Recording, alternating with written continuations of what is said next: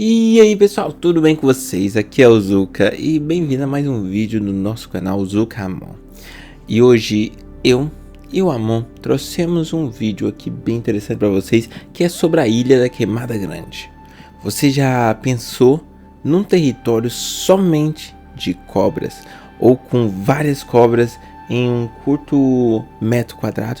Então, essa realidade acontece lá na Ilha da Queimada Grande. Então não se esqueça de dar um like, curtir e se inscrever no canal. E bora lá pro vídeo e ver as curiosidades sobre essa ilha. A Ilha da Queimada Grande, ou bem conhecida como a Ilha das Cobras, é uma ilha localizada a cerca de 35 km do litoral de São Paulo. É desabilitada e proibido e restrito. Todo mundo sabe por quê, né, pessoal? Cobras, é difícil, né? E está em análise pelos ambientais do Instituto Chico Mendes. E somente as pessoas autorizadas podem entrar nesse local perigosíssimo. Desde 31 de janeiro de 1984, está inserida em uma área de relevante interesse ecológico, seguindo alguns estabelecimentos de decretos do Brasil sobre as reservas econômicas e áreas de relevante interesse ecológico. A denominação Queimadas Grandes tem origem que, no passado, eventuais visitantes, sobretudo pescadores da região, atearam fogo na vegetação costeira para afoguentar as serpentes. Então, podem desembarcar em terra firme à vontade sem perigo algum. As águas ao redor da ilha abrigam Recife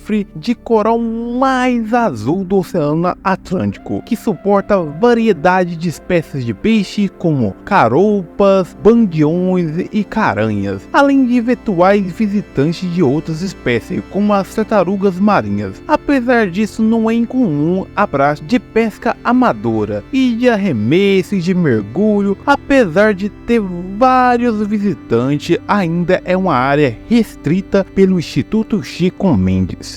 Também esqueci de mencionar que ao sul, no Porcel de Fora, em uma profundidade variada de 3 a 30 metros, existe espécie de porte ainda maior. É só uma curiosidade. Já que entramos nesse assunto de espécies que tem por lá, vamos falar de algumas espécies que estão em extinção por lá, como a dormideira da Ilha da Queimada Grande. E além de algo em torno de 30 outras espécies de aves que também estão em extinção, das quais as mais abundantes é a cocoíra. Há ainda pelo menos 3 espécies de anfíbios, endemoníacos e 3 de largatos, além de 2 tipos de cobras cegas e 7 espécies de aranha, as quais foram todas catalogadas. Serpentário natural. A Queimada Grande também é conhecida como a Ilha das Cobras, como eu tinha dito antes, não sendo aconselhada o desembarque devido ao elevado número de serpentes espécies.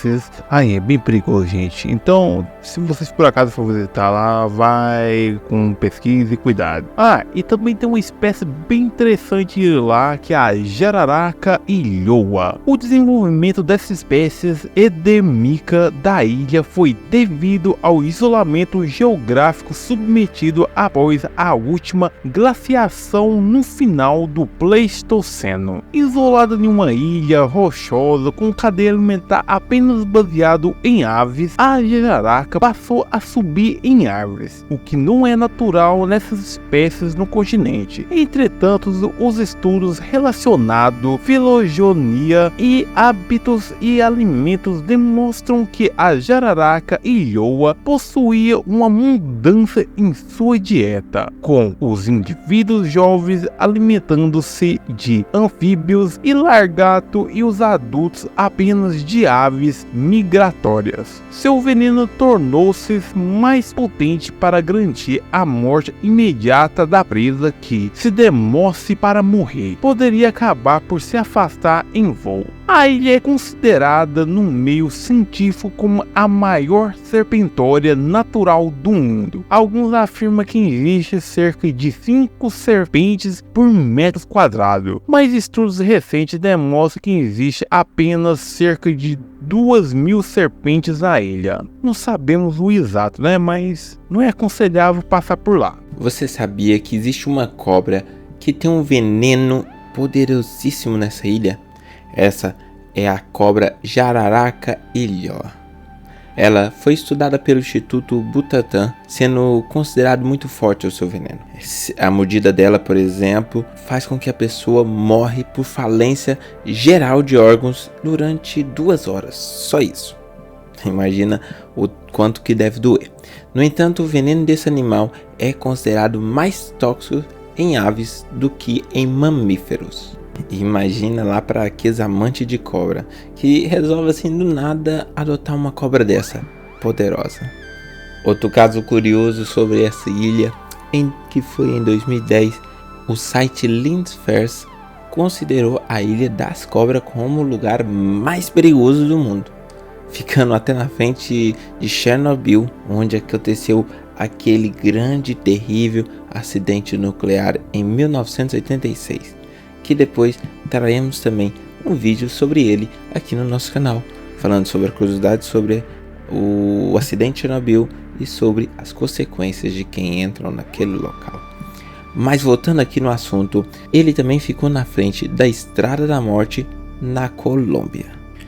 Pessoal, mas aqui um fato interessante sobre aquela ilha é que mesmo você sendo fanático em arriscar sua vida, não é fácil entrar nela.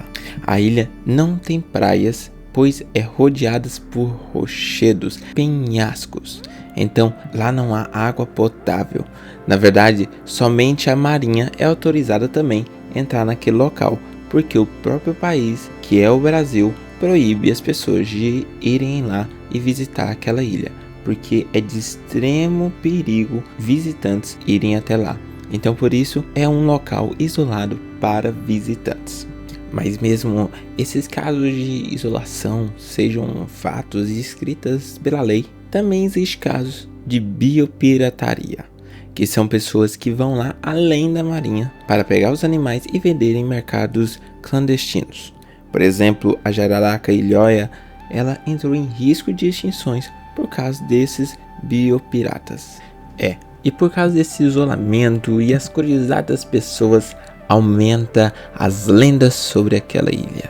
Por exemplo, sobre uma ilha fantasma no caso. Uma das histórias que contam é que piratas lá atrás colocaram aquelas cobras de propósito para proteger um tesouro que tinham guardado naquele local.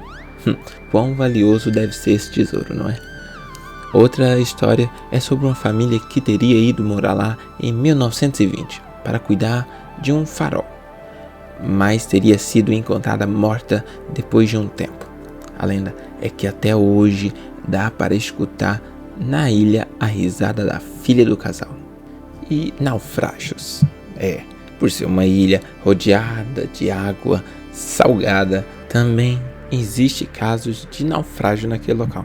Um dos casos foi do navio mercante de Rio Negro, que foi naufragado em 17 de julho de 1893. Ele tinha sido construído em 72. Era uma embarcação a vapor de pequeno porte, com cerca de 450 toneladas.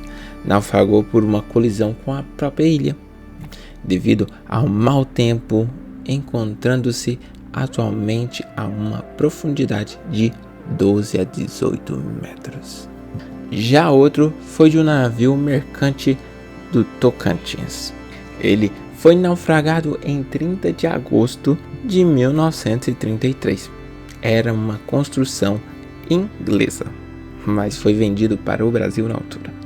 Até hoje pode-se ver o que sobrou dos navios, já que as águas no entorno da ilha são bastante claras, possibilitando uma visibilidade de 30 a 40 metros de profundidade naquele local.